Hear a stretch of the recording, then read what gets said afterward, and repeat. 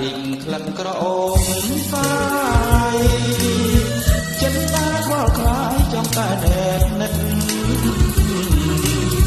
លួចបងយូរហើយលើកែវមិត្តពេលនេះដួងចិត្តរត់តែចង់បានបងកុំបងស្នេហ៍លើអូនមកខ្លី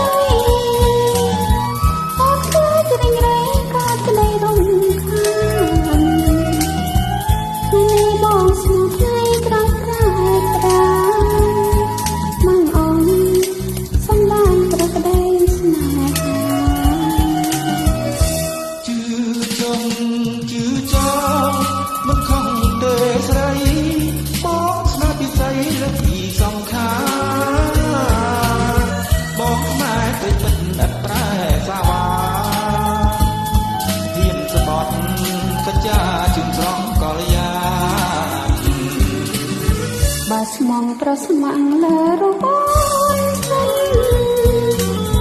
អូនប្រកចិន